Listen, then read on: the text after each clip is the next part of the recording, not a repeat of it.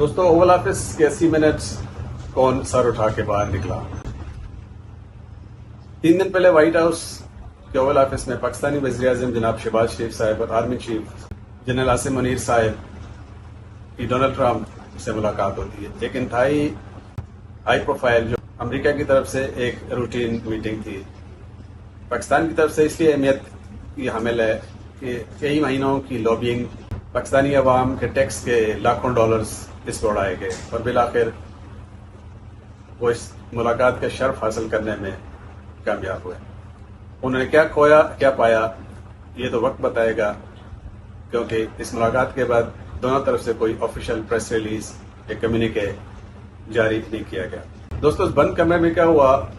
بین الاقوامی مبصرین، ناقدین اور انٹرنیشنل تھنک ٹینکس اور اینالسٹ اس میٹنگ کے احوال کو اور اس میں ممکنہ ایجنڈاز کو اس طرح سے بتاتے ہیں۔ ان کا کہنا ہے کہ یہ کوئی فارمل اور پروٹوکول کے تحت میٹنگ نہیں تھی، یہ ون وے ایجنڈا تھا جو امریکن پریزیڈنٹ کی طرف سے صرف سنانا تھا اور اس کے مہمانوں کو صرف سننا تھا، ہاں میں سرے لانا تھا، انہیں بولنے کی اجازت نہیں تھی۔ ڈونلڈ ٹرمپ اپنے آپ کو ہمیشہ سے ایک کامیاب سوداگر سمجھتے ہیں۔ ان کا کہنا ہے کہ امریکن عوام نے ان کو ووٹ دیا ہے اور وہ امریکہ کے انٹرسٹ کو سر فہرست رکھتے ہیں۔ وہ $1 ٹریلین کے امریکی سودے بیچ چکے ہیں۔ وہ بڑے فخر سے اپنے بین الاقوامی ہیڈ آف اسٹیٹ اور کسی بھی مہمان کو میڈ ان امریکہ کے لیے قائل کرتے ہیں اور ان کا ہر ایک منٹ قیمتی اور بامقصد ہوتا ہے۔ اینالسٹ کے مطابق پاکستان 80 کی دہائی سے لے کے آج تک تیسری بار فوجی عامر کے کنٹرول میں ہے۔ پہلی بار بھی امریکہ نے افغانستان کے لیے پاکستان کو استعمال کیا، ایک ٹیشو پیپر کی طرح یوز کیا پھر پھینک دیا۔ دوسری بار بھی ایسا ہی ہوا اور اس بار پھر پاکستان ایک فوجی عامر کے کنٹرول میں ہے اور اس بار بھی پاکستان امریکہ کے لیے افغانستان میں ایک گیٹ کیپر کا رول ادا کرنے جا رہا ہے۔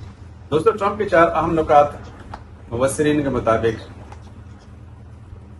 یہ ہیں، جن میں پہلا ہوگا افغانستان کا معاملہ۔ افغانستان میں ملٹری آپریشن میں پاکستان نے امریکہ کی سپورٹ کر دی ہے۔ ملٹری بیسز، فضائی حدود، انٹیلیجنس شیئرنگ، غیر مشروط مکمل لاجسٹک سپورٹ اور سپلائی لائن کے لیے غیر مشروط حمایت کی ضمانت۔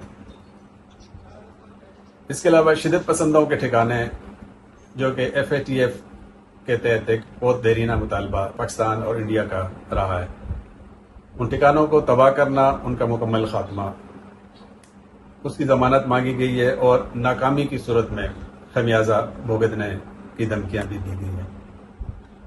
تیسرا نقطہ، امریکی دفاعی ساز و سامان کی وسیع پیمانے پر خریداری، بغیر کسی سودے بازی کے، بغیر کسی آرگومنٹ کے پاکستان نے امریکہ کا سامان خریدنا ہے، چائنا سے اپنے تعلقات کم کرنے ہیں، چائنا سے خریداری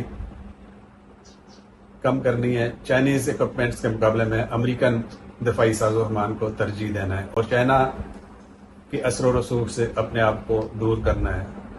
چائنا کے مقابلے میں پاکستان نے امریکہ کو اپنا دفاعی مائی باپ سمجھنا ہے۔ اور انتہائی عام ٹاپک جو ڈسکس ہوا ہے وہ ہے علاقے میں امریکی مفادات کا تحفظ، اور یہ تحفظ ظاہر ہے چائنا سے ڈر ہے۔ امریکہ کے مطابق جہاں جہاں چائنا کا اثر و رسوخ امریکی مفادات سے کلیش کرتا ہے، وہاں پاکستان نے امریکی مفادات کا تحفظ کرنا ہے، امریکی مفادات کے ساتھ ہم آہنگی شو کرنی ہے۔ امریکی منصوبوں اور امریکہ کے انٹرسٹ کو جہاں جہاں چائنیز چیلنج ہوگا وہاں پاکستان نے امریکہ کا ساتھ لینا ہے۔ دوستو اس کے ساتھ ہم شکاگو یونیورسٹی کے پولیٹیکل سائنس کے پروفیسر پال پوسٹ ایک اہم تجزیہ پیش کرتے ہیں۔ چند نکات ہیں جو انتہائی عام، انتہائی انسائسو اور ریزر شارپ ہیں۔ وہ کہتے ہیں کہ پاکستان کو ہمیشہ سے امریکہ نے ایک لاجسٹک سپورٹر کہا ہے۔ پاکستان کبھی بھی امریکہ کا سفارتی شراکت دار نہیں رہا۔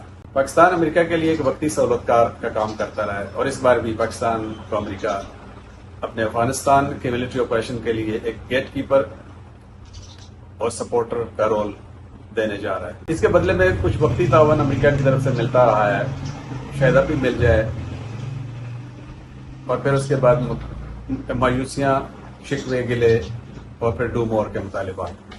دوستو، دونوں ممالک کی ہائی پروفائل میٹنگ کا کوئی آفیشیل کمیونیکے یا سرکاری اعلامیہ جاری نہیں کیا گیا، لیکن اس کی ضرورت اس لیے بھی نہیں تھی کہ بقول علامہ اقبال کے خاموشی گفتگو ہے، بے زبانی ہی زباں میری. پاکستانی قیادت کے پاس اپنی قوم کو یا میڈیا کو بتانے کے لیے کچھ بھی نہیں تھا، ان کے ہاتھ خالی تھے. کوئی کامیابی، کوئی مفاد، کوئی جھوٹا وعدہ، کچھ بھی تو نہ تھا. صرف وہی لکھا لکھا ایجنڈا تھا جسے سنا اور ماننا پڑا. دوستو، 80 منٹ کی اس ملاقات کے بعد ڈونلڈ ٹرمپ ایک فاتح کی حیثیت سے باہر نکلتے ہیں، لیکن اس کے پاکستانی مہمان سر جھکائے ندامت کا ثبوت دیتے ہوئے باہر آتے ہیں. مختصر سا فوٹو سیشن ہوتا ہے اور اس میں بھی تینوں کے چہرے میٹنگ کے حوال ظاہر کر رہے ہوتے ہیں. ان دونوں کے چہروں پر ایک بناوٹی مسکراہٹ یا پرفنکٹری اسمائل. ان کی اس میٹنگ کے اندر کھائی گئی کڑوی گولی کی کڑواہٹ کو چھپانے میں بری طرح ناکام رہے.